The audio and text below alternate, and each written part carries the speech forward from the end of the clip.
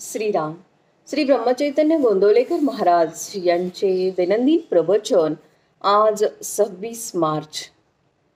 प्रपंचातले विषय सुख हे खरे सुख नाही. मनुष्य जगामध्ये कितीही मोठा असला तरी त्याच्या प्रपंचामध्ये काहीतरी न्यून असतेच. न्यूनता नाही असा प्रपंचच नाही. एखादा प्रापंचिक माझा प्रपंच पूर्ण आहे म्हणून सांगणारा भेटेल, परंतु चालले आहे असेच चालावे यात कमी तर नाही ना कधी पडणार, अशी त्याला काळजी असतेच. म्हणजे त्याला खरे सुख असे नसतेच. एखादा अत्यंत विषयी त्याला कदाचित काळजी नसेल.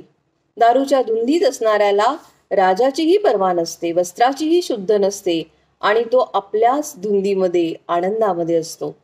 पण हे सर्व त्याची धुंदी उतरली नाही तोपर्यंत. विषयातले सुख परावलंबी विषयांवर अवलंबून असते. विषय हे नश्वर, आपल्यापासून कधीतरी जाणार. निदान आपल्याला तरी त्याच्यापासून एक दिवस जावे लागणार.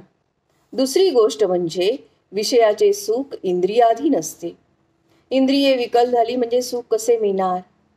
उद्या आपण मरणार हे समजले की कोणते विषय आपल्याला सुख देतील?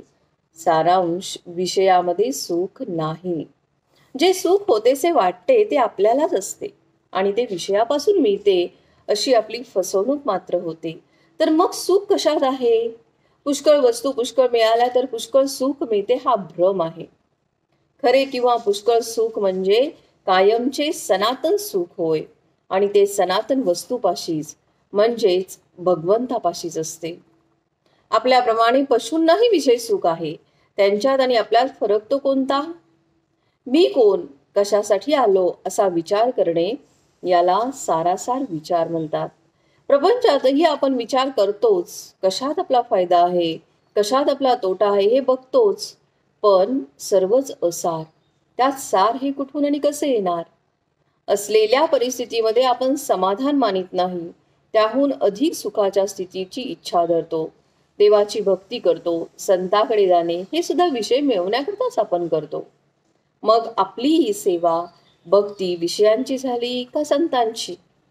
देव संत यांचा उपयोग इतर गोष्टीप्रमाणे विषय मिळवण्याचे साधन म्हणून नाही का आपण करीत?